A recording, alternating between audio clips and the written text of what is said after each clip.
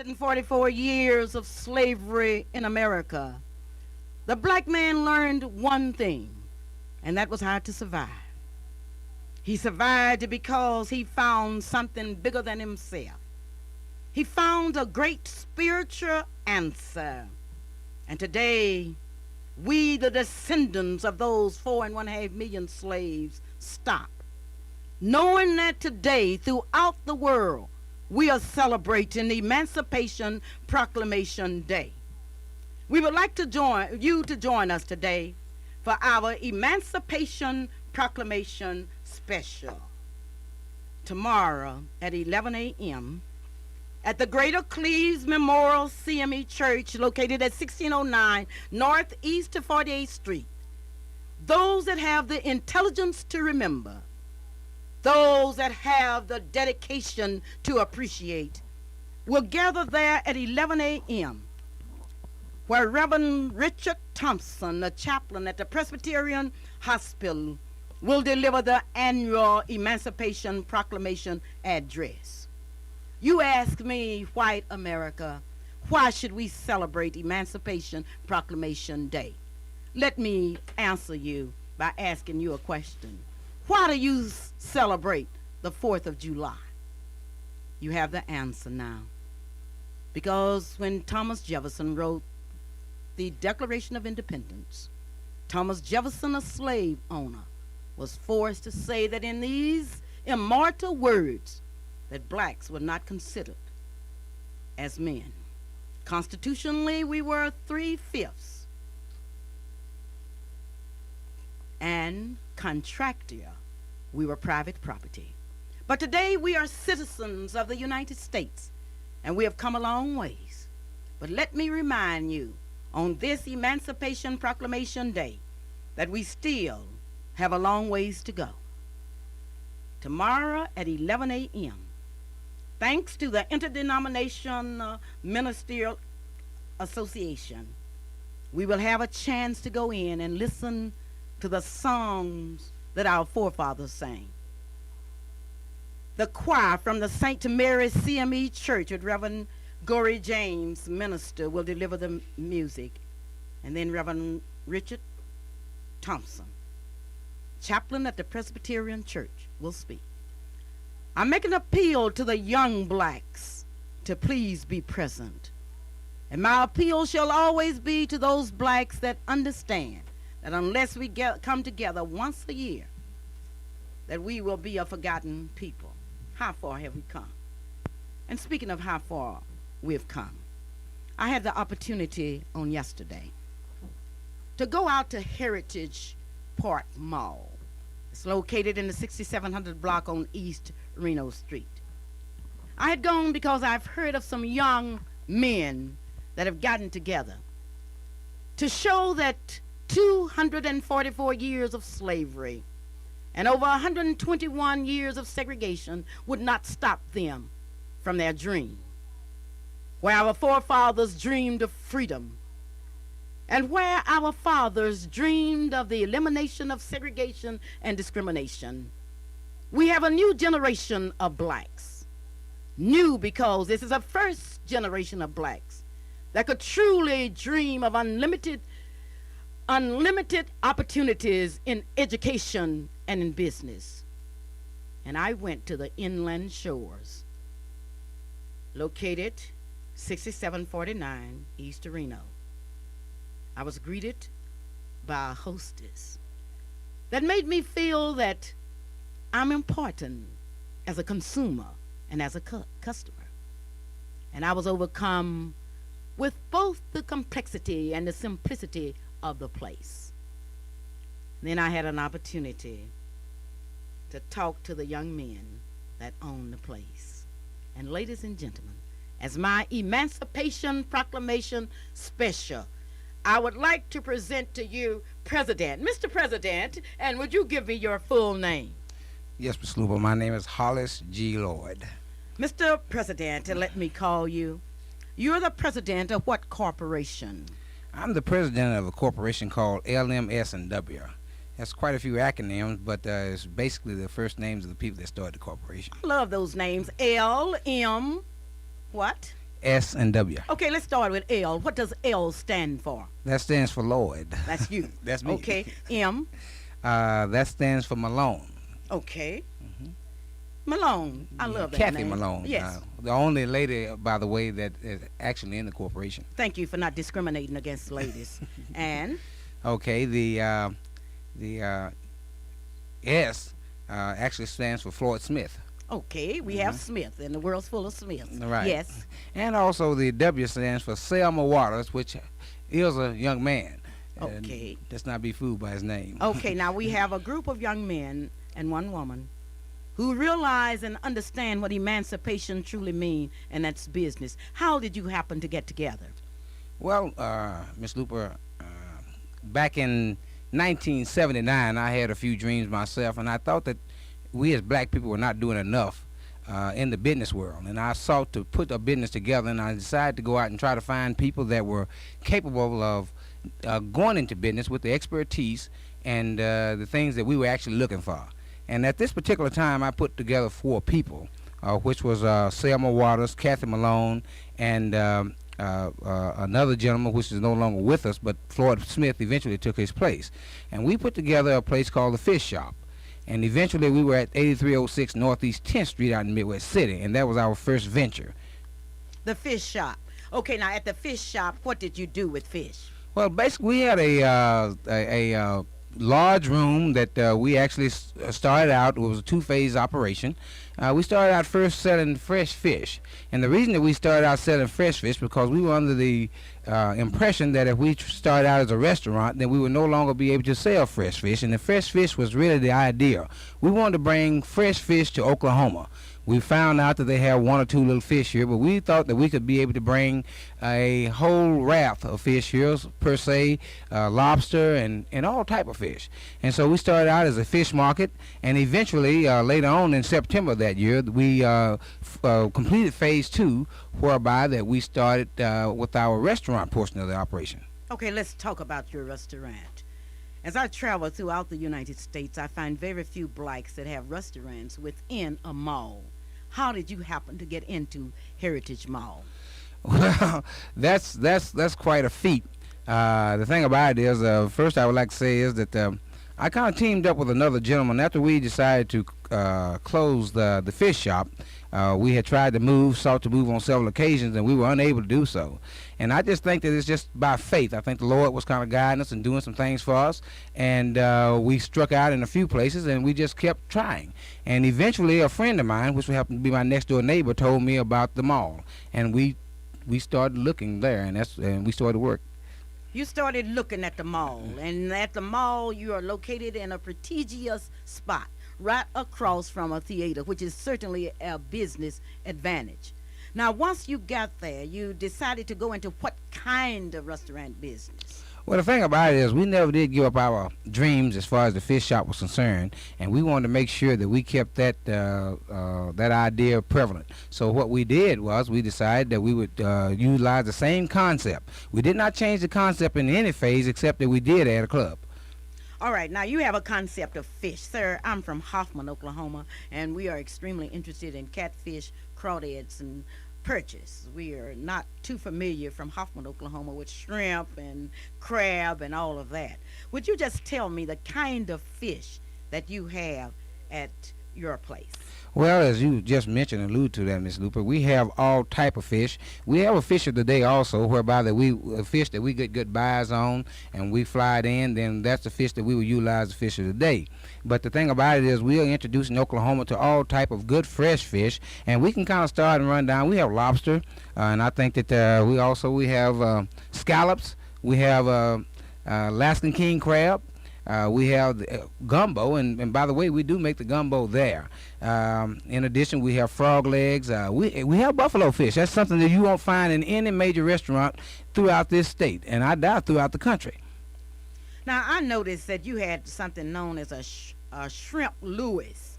What is that? Well, I think, Miss Luper, I've talked quite a bit, but I would like to get my manager, Mr. Leslie Armstrong. I want you to tell me what a shrimp Lewis is.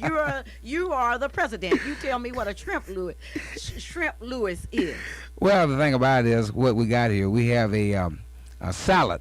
It's basically a salad, and it's a shrimp salad that we prepare, which is very delicate, and we sell quite a bit of 'em, for our lunch. It's mostly a quick sandwich type ordeal, and we sell quite a bit of it during lunch. I am talking to the president of one of the most promising restaurants in the state of Oklahoma. It has a new concept of dining pleasure. As I understand the concept as I stood there yesterday, they are providing Oklahoma with the romance and the alluring atmosphere of the ocean shores. You will find at the restaurant an original concept, the fish shop. Now, Mr. President, by popular demand, I know that you have a fish shop there. And when I entered it yesterday, I felt like I was in Boston because I had not seen anything like that in the Southwest.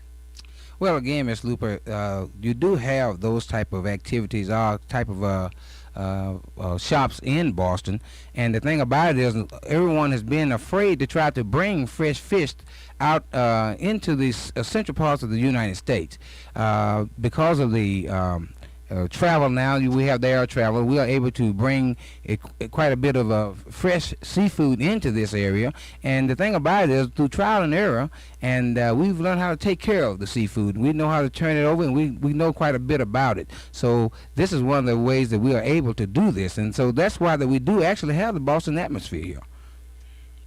This is a Clara Luper radio show, and this is our New Year's special, and we are dedicating this to you.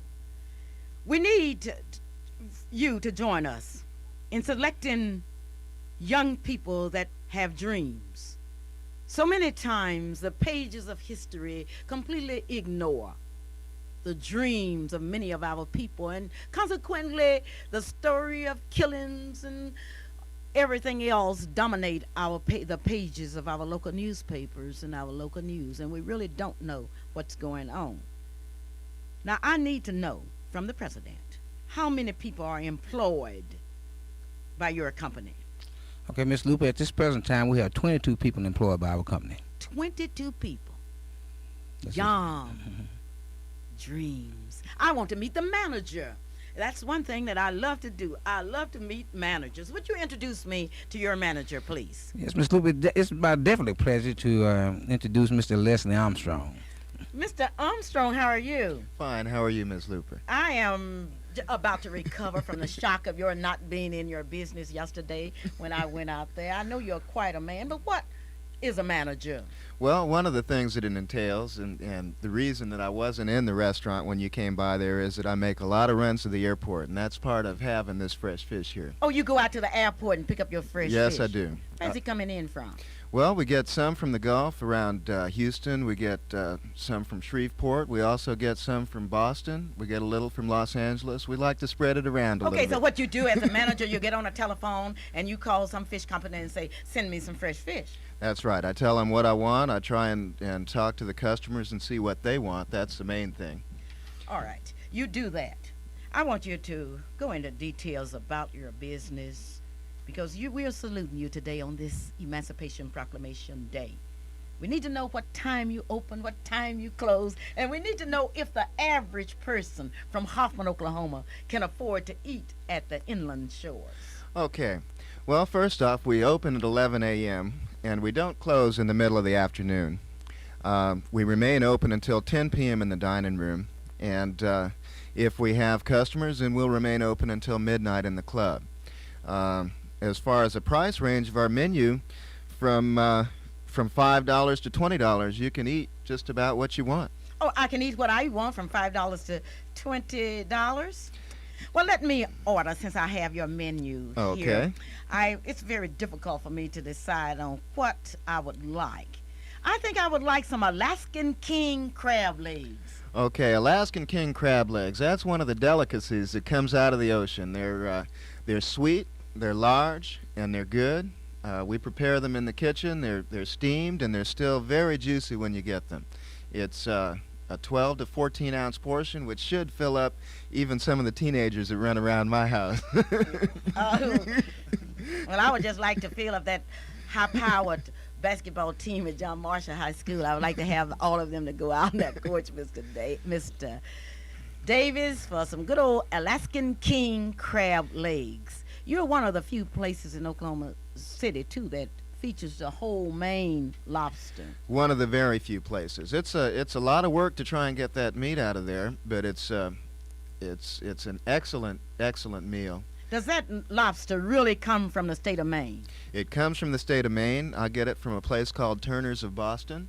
When I get it and open that box out to the airport, those guys are kicking. They're alive. Really? Oh, that's interesting. I know Shelley would find that quite interesting. As we today remember the 244 years of slavery, 121 years of segregation and discrimination, as we stand on the eve of a new day, when we see our people getting together, organizing, not to minister to the needs of 1/10 of the population, but to minister to the needs of this whole city and state, I am quite honored. And I want to salute this white community, because yesterday when I went out to your place, 90% of your customers were white. And I really appreciate that, because I know white Oklahoma City, in the spirit of the abolitionists that worked for 244 years to help to free the slaves, in the spirit of that everlasting Harriet Beecher Stowe, who wrote Uncle Tom's Cabin, and in the spirit of saying, looking at a person, saying, I see you as a person and not as one that cannot produce. So you have a first-class place. You describe it to the public, because my words are inadequate to really do justice to it. Well, what we sell is food, service, and atmosphere. And we try to produce the best that we can in all of those areas. If there's ever any problem, you talk to me personally, and I will try my best, or I will correct any problem that we do have. The atmosphere, it's clean. There are live plants around. The lighting is good. You don't have to wonder what you're eating. Your waiter or waitress should be over and talk to you within a minute. We don't want anyone sitting around wondering if anyone's seen them, because somebody will see you when you come in, and the management is always open to your suggestions.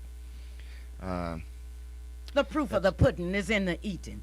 And I would like to invite those of you out in Radio Land to make a date. Here's your location, 6749 East Torino in Heritage Park Mall. Now, if you go into the mall, you go in Dillard's and keep going, I think it's number 113. Now, I want you to go out, and I want you to call me and let me know exactly how you feel about Inland Shores. I want you to share with me the happiness of this occasion and the encouragement of these young men. Now, you are products of what school system, Mr. Manager? Well, I'm from San Francisco, and I went to Stanford University. Stanford University, that's Yes. all right. That's good. IBM was in the process of trying to, it was affirmative action at that time, and they solicited in the high schools, and at that time Stanford was the only school that had a computer sciences program, and they sent me to school there. And you worked for IBM, and then you decided you would become a manager in this company. Yes. I'm a manager, a stockholder. Mr. Lloyd and I became acquainted back when I was running a place called Pelicans, and we used to do business Where together. was Pelican? Where? It's in the parking lot at Heritage Park Mall. It's Oh, I very see. close to where we are now. I see. And you all got acquainted, you became friends, and you decided to go into business. Yes. Okay, Mr. President, before you leave, and I know you have to go, it's very kind of you to take off time today to be a part of the Emancipation Proclamation Special. But I need to know, who are the stockholders in your company? Well, Miss Luper, the stockholders are, again, this is Mr. Selma Waters, Mr. Floyd Smith, Miss Kathy Malone, Mr. Harold Archibald, Mr. Willie Burnett, Mr. Ronald Smith, and also our manager, Mr. Leslie Armstrong. Well, I know you will manage it with a different degree of efficiency because of the fact you're a stockholder. Is that right? That is. It makes a lot of difference. If you're going to go into business and you want the person who's taking care of your business to care about it the way you would, you want him to have ownership. Do you have room for any more stockholders? Mrs. Hunter is here, Calvin, Latay, Shelley, Onita, and I. Do you have any room for any more stockholders? Well, Miss Luper, as you know about any corporation, we would have to go and vote on that. And the thing about it, as being the president, I just don't take that liberty to say that we need or we have room for the stockholders. But we do intend to grow. You intend to grow, and certainly I would like for you to grow, and I'll put my dollar right back in my pocket. At this point, I'm not able to buy stock, but I can buy fish. That's one thing that I can do. I can come out there and order me. Now, let me make sure that I remember what I'm going to order.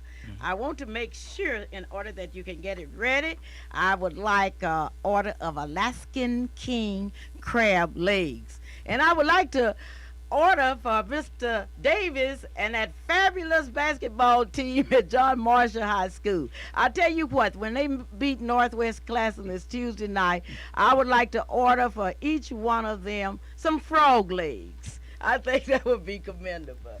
This is a Clara Luper radio show, and certainly I would like to thank you for being my distinguished guest today. And I'd like to thank you for having us on your show this evening.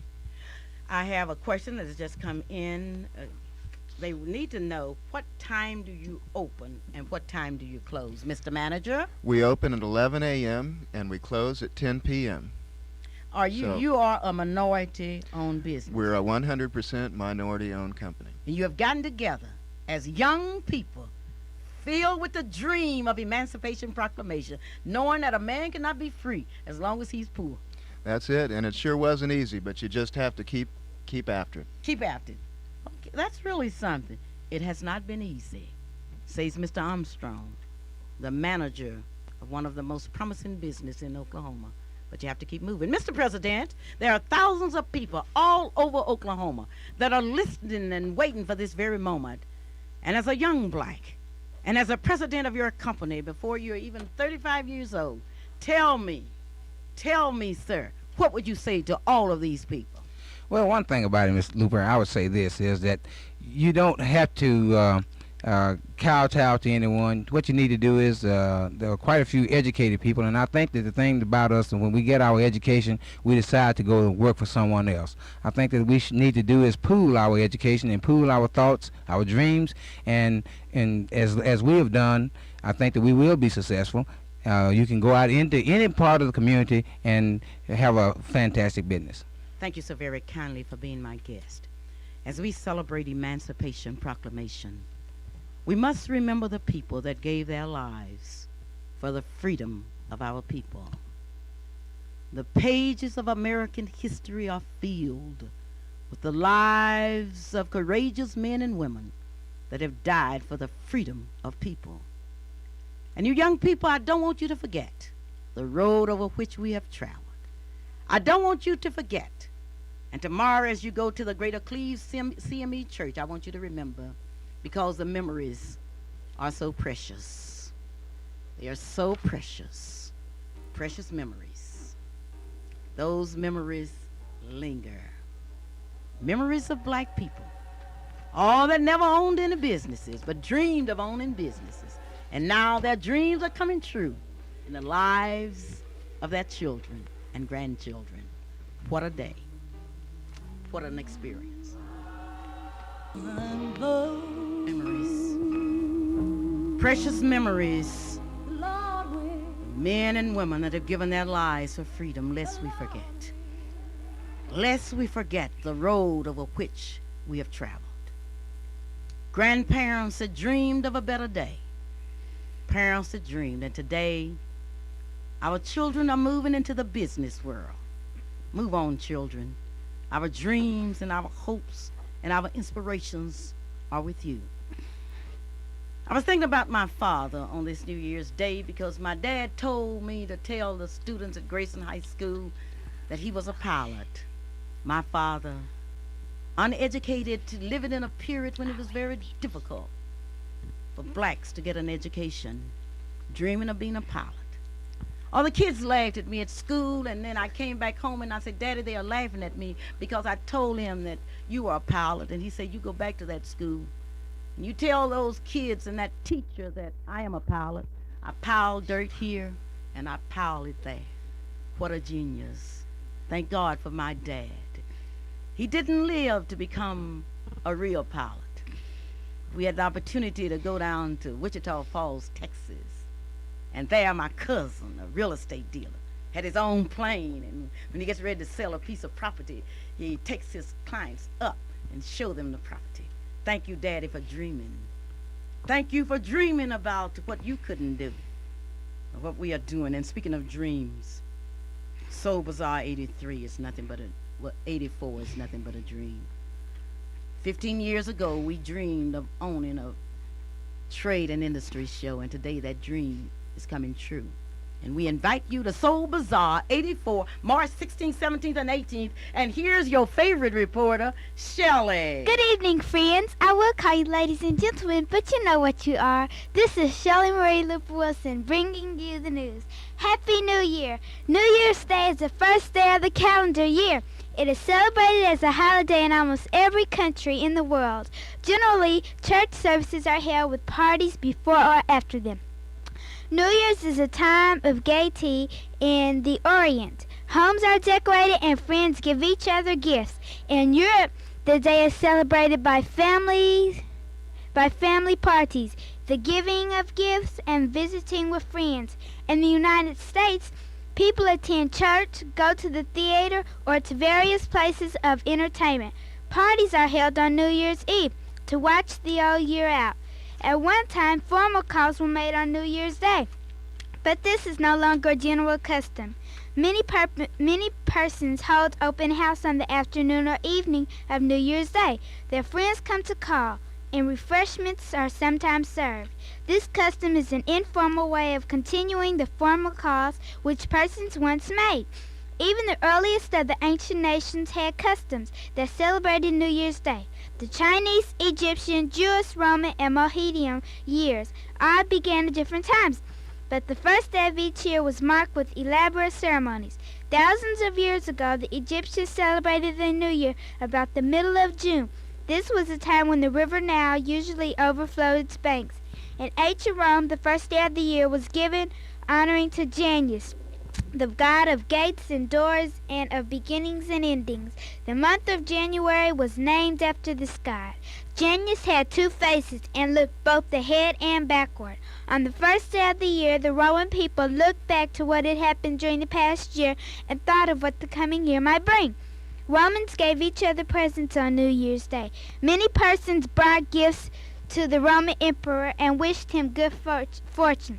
At first, the gifts were simply branches of bay and palm trees, but later more expensive presents were given.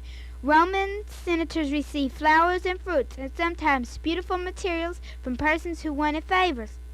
Roman merchants carried this custom of giving gifts as far east as Persia, which is now Iran. There the ancient Iranians or Persians followed the custom of giving eggs to their friends. Since an egg hatches into life, this custom meant the same as turning over a new leaf at the beginning of the year.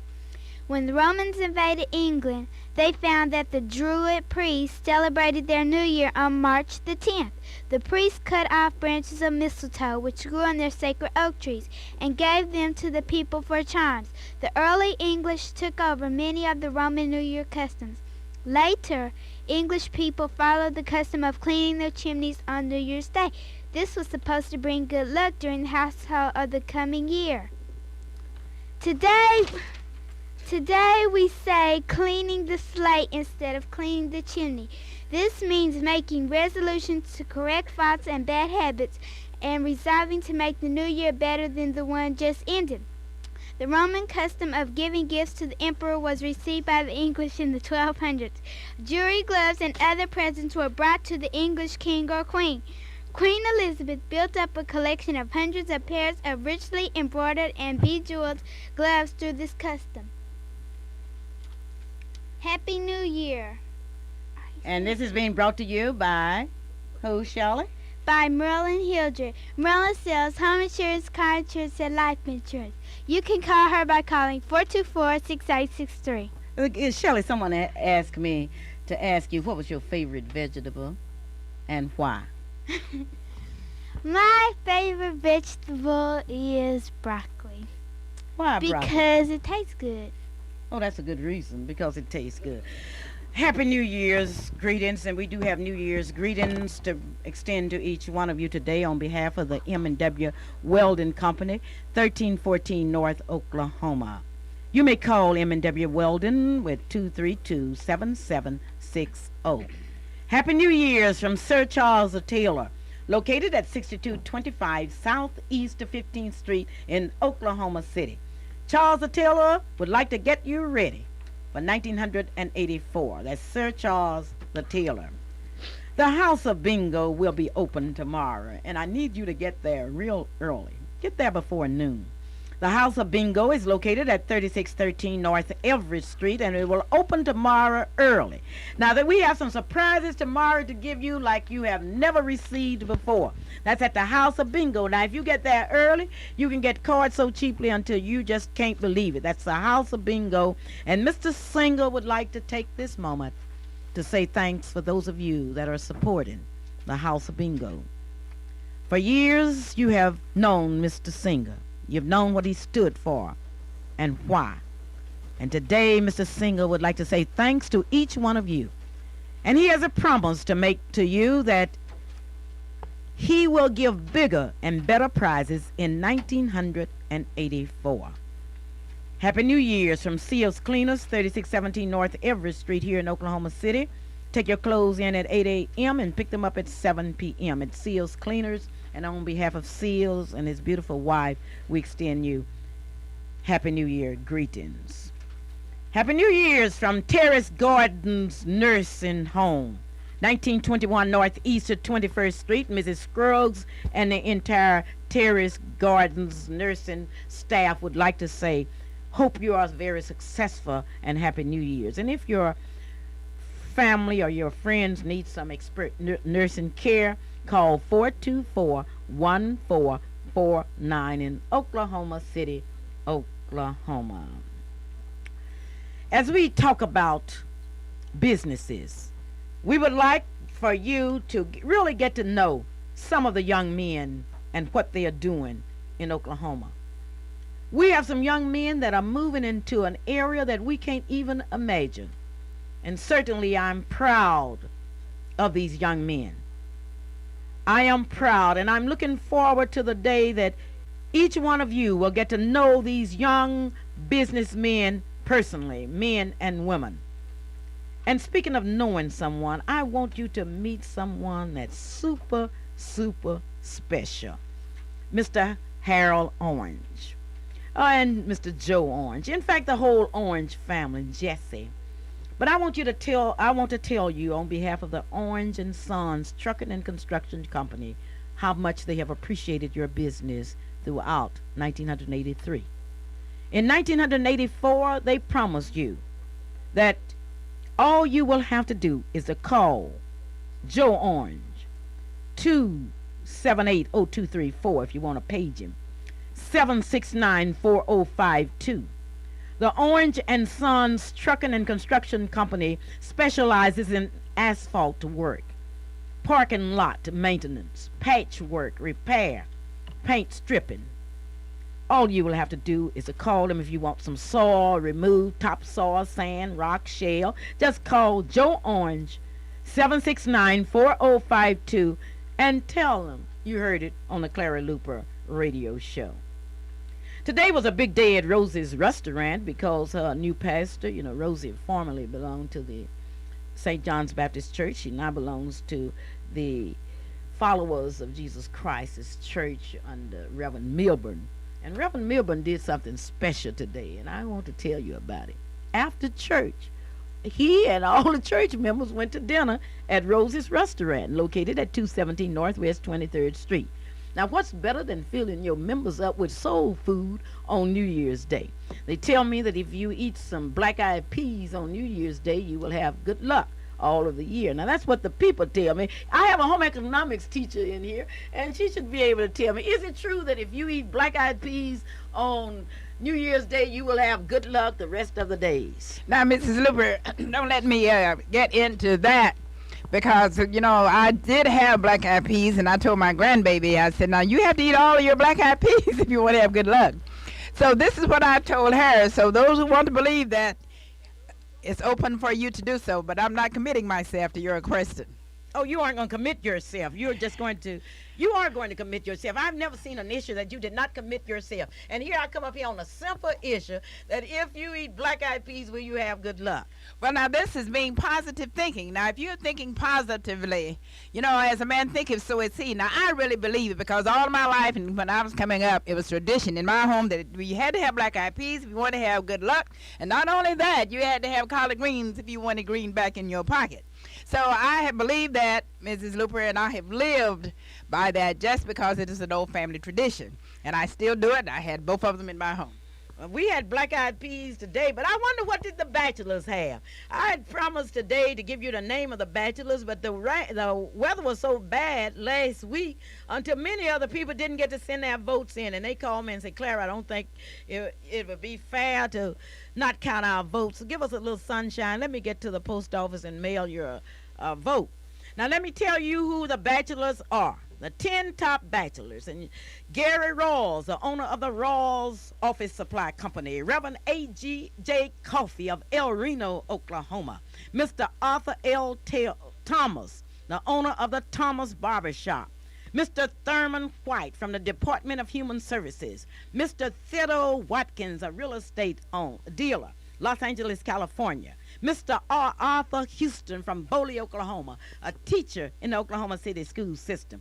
Mr. Eric W. Taylor, a teacher in the Oklahoma City school system. Mr. Wendell Edwards, the principal of Crescent Hill School in Oklahoma City, Oklahoma. Mr. Richard Hunter, a retired man, and he has it together. Mr. Harold Eugene Woodson of Flint, Michigan, a businessman. Lady Ruth, last night I had the opportunity to attend a New Year's Eve dinner party in which Mr. Paul Clifford Matthews was honored on his retirement.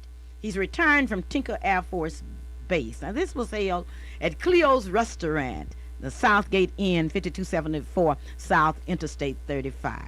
Started at 7 o'clock and everything was in order. I have never seen so many dressed up people in all my life. Lady, it was something to think about. It was just like spending an evening in Paris. I saw Mrs. Gloria Burst Matthews, who is the lovely wife of Mr. Paul Clifford Matthews, who was wearing one of those new style evening dresses. This style was just so it was fantastic, lady. You had just one shoulder with, I don't know what you call it, a strap comes over like this, and then it was really out of sight. But all of the people that were so dressed up, it was unbelievable. And Mr. Matthews' daughter came in from Houston, Texas, and we had a lot of fun because we were winning the blue bonnet, and we got to tease the people from Texas, Mary Catherine Horton. And then there was an honorable Mr. Richard Smiley, who represented his fraternal organization, Alarav Temple number. Yes, that's the temple. I know the number, but I'm not going to tell everybody. The Robertsons, the Menards, just name it. It read like who's who in America. It was something, lady. I just imagine so. And, since fashion now is everything must shine, so I'm sure you out there with this big reception honoring Paul Clifford Matthews, and I know they had on all of those shiny clothes because that is a trend. Wearing everything is shining, not only your clothes, all of the accessories that go along with it. It's from head down and overcoat in. So I'm sure you must have had a wonderful time at the Southgate Inn's Cleo's Restaurant honoring the Paul Clifford Matthews. So many nice things were said about him, about his friends, and there were people from Fort Worth, Texas, from Iowa, from Guthrie, Oklahoma, and from Oklahoma City. There was a band, the Sun Soldier Band. It was just out of sight, and the food was just delicious. I think Cleo and his gang just did a terrific job, and the hospitality was so warm. And on behalf of CP and I, we would certainly like to thank the Matthews for giving us an opportunity to share in those exciting moments, the exciting moment of retiring. Anybody that can retire now, Mrs. Luper, I'm just always happy to congratulate them. I'm sorry I wasn't there, but I do want to congratulate him for retiring? You're going to retire, and I'm going to give you one of the biggest parties you have ever seen, because I mentioned it last week, and some of my friends on the radio and say, if she's retiring, she's really helped me. Well, those of you that would like to be on my committee, because I'm going to honor Lady Ruth Hunter. She has decided to retire, and I know Douglas will never be the same. And speaking of being the same, certainly we would like to wish you, on behalf of the Eastside Drapery Company, located at 1415 Northeast 23rd Street, Happy New Year. That's 1415 Northeast 23rd Street. Charles Siesta Motel would like to stop on this first day of 1984 and wish each one of you a Happy New Year's. And if you need to send a Western Union, be sure and go to Charles Siesta Motel here in Oklahoma City, Oklahoma. Happy New Year's on behalf of the following funeral homes. Temple and Son, located at 2801 North Kelly Avenue. Roth Funeral Home, 1801 Robert H. Roth Avenue. McKay Davis Funeral Home, 1616 Northeast 36th Street. And on behalf of Pollard Funeral Home, located in the Spencer area. So Happy New Year's. We would like to say to each one of you on behalf of those funeral homes in Oklahoma City, Happy New Year's. The Tabernacle story is coming up, and that's quite a story, and we are happy today that we will be able to bring to you the Tabernacle story. Calvin, how are you today? Oh, just totally fantastic. The first day of the year, and I just feel like I own the world. You know, I've been so happy.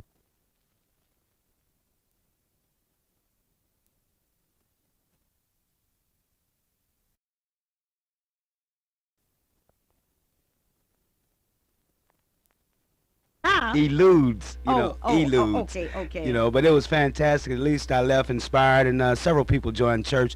But you know, Mom, I'm looking forward to 84, not only because of the Soul Bazaar, but because of the John Marshall High School is getting ready to have a big play that I want you to tell us about. I want to know what this Brother President mess is about and why all these people are calling about Brother President. Now, possibly, could you share with me and with your intelligent listening audience the story about Brother President and what it's about and how you were able to get so many kids involved actively in this Brother President, whatever it is? Brother President is a historical play based on the life of Reverend Martin Luther King Jr. and is dedicated to the courageous people of America. The play is in no wise intended to underestimate the contributions that have been made by others. However, the writer wishes to have all mankind accept heroic contributions that is the result of hard work. And it's a story of Martin Luther King, and it features as Reverend Martin Luther King Jr. Ronald Moore. Miss Luper, they tell me, I've been hearing about this, and Calvin has been talking about it, and I've been hearing others talking about it, and I'm trying to wait till I get back so I can get my students to come out and see this fantastic play that you're having. Because they tell me it is a cast out of sight. And they tell me it's not all blacks there, whites, and all of the other people. How did you manage to do this? I'm a history teacher by profession, and history is teaching about all people. Black history is nothing but a reflection of white history, and white history is nothing but a reflection of black history. And we have the intelligence at John Marshall High School to put the blacks and the whites together in real life situations for better understanding. We have not only blacks, whites, we have Jewish students that are involved. We have a student from Denmark who's playing the part. Do you have any Vietnamese? We have, yes, of course, we have all nationalities represented. This is a beauty of history, Calvin. This is so exciting. The story of Reverend Martin Luther King Jr. and how he affected the people of the whole world. I want the audience to see it. Well, talking about seeing it, when will you have an opportunity? When will I have an opportunity to see this Brother President, the story of Dr. Martin Luther King? That you say these John Marshall students are so good in presenting this. When will they be presenting this? They will be presenting it on January the 16th, 1984. January what? January the 16th. That is the of Martin Luther King's holiday day. You know, it was started officially in 1985 at 8:30 a.m. and 7:30 p.m. Now, the admission is $2, and we are going on a first come, first serve. Those tickets went on sale last the Thursday before Christmas, and you'll be surprised on Tuesday to find out how many tickets have already been sold. And I would like to thank the people at my church today who gathered around me and said, I want tickets. And one of the young ladies that played a leading role in the Dred Scott case came up and said, Miss Luper, I've just got to have those tickets. And Well, I look forward to seeing Brother President, the story of Dr. Martin Luther King Jr. I just sincerely hope that your cast of well-rounded students from John Marshall High School will put forth a memorable presentation, and I'm certain that your intelligent listening audience will be there. But you know, this is the first of the year, and Mom, I wonder if you've made any resolutions. I've made a resolution that I will report the news about you, Calvin. Well, let's Okay, move on. okay. Let's move on to something else. I'll keep you informed, and I'm going to do some specials this year that's going to be so hot, really too hot to handle. But in the meantime, let me invite all of you to call John Marshall High School and make your reservations. Now, we have sent out invitations to schools. We need to know one thing. How many seats do you want reserved? Because it will be by reserved seats only. It will follow the story of Martin Luther King Jr. from the time that he was in college until his death. And then the most exciting part will be the debates on the Martin Luther King bill that will be presented just like they were presented in Washington, D.C. Now, I want to tell the audience now, she is not only telling you this, we went out to see the Dred Scott story, and we had not made reservations. We would not have had seats. So if you plan to attend, please get tickets and call in and make reservations. And don't you think there were only students? There were so many adults there. I said, my goodness, where are we supposed to sit? Because by the time we got there and we went early, the auditorium was packed full. We only had our reserved seats for us. So if you go into this program, the Brotherhood President, the story of Martin Luther King, please get your tickets early and get on out to see it. Miss Luper, did you say we were going to just have one showing? No, we will have two showings. One will be at 8:30 a.m. and the other one will be at 7:30 p.m. All right, that sounds like a good play, and it sounds like you got a good cast, and it sounds like it's going to be an outstanding show, and it sounds like everybody should see it. But I wonder who wrote Brother President. I'm happy that you asked me that, Calvin. Brother President was written by that great author, the world's greatest writer, Clara Luper. This is the Clara Luper radio show, and today's show is a very special one, the Tabernacle story.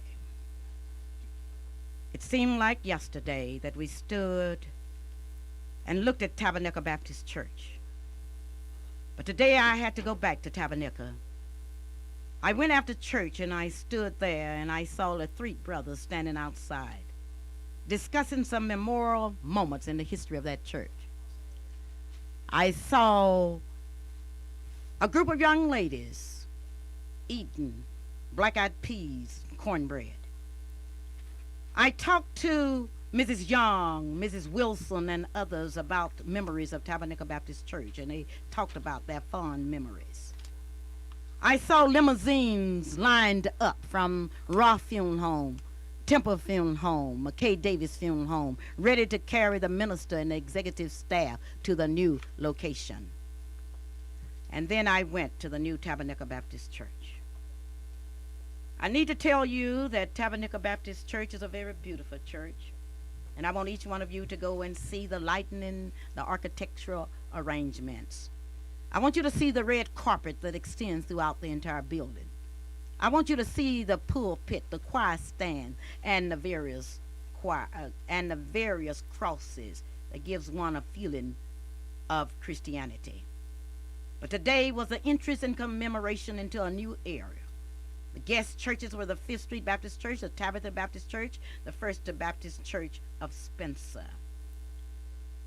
Today we were able to relive some great moments as various members of the church expressed their opinion. There were more or less addresses by Mrs. Julia Brown, Mr. Sadbury, Mr. Robinson, Mrs. Ada B. Davis welcomed the people and continued to say, welcome, welcome, welcome. There were words of congratulations from Freddie Williams, from our county commissioner, and from our city councilman. Our mayor, for the first time in Oklahoma City, was introduced to the public, and he told the people of Tabernacle Baptist Church how proud he was of them. There were flowers that were sent in memory of many people, and one that struck me was some flowers that were sent by Mr. and Mrs. Coates, who gave $100 in the memory of Mrs. Victoria Perry. The pastor announced today that this was just the first phase, and there were other phases that were coming that would take $23 million to complete. Reverend Davis said today that the early church split, and we multiply by splitting. I would like to repeat that. Dr. Davis said today that the early churches split, and we multiply by splitting. But it was a hallelujah day for the people at Tabernacle Baptist Church. It was thank God. It was the choirs singing, we have come this far by faith. It was the smiles. It was the prayers. It was the offering by Reverend C.C. Carroll. It was a prayer by Reverend Eddie Baker. It was a sermon by Reverend Chappelle, the president of the National Baptist Congress. It was Reverend Bradford of the Fifth Street Baptist Church. It was Reverend Woodbury, of a pastor of the First Baptist Church at Spencer. It was the people getting together. It was something that you need to see, and certainly I would like to congratulate the people of the Tabernacle Baptist Church and wish for them a very successful year. And here's Onita. Just a minute. Okay, Calvin? You know, Mom, before Auntie comes on, there was a special feeling that I got today, and I'm really proud of the people of Tabernacle Church. I'm really proud of Oklahoma City and the way they turn out to help make this interest and dedication celebration something.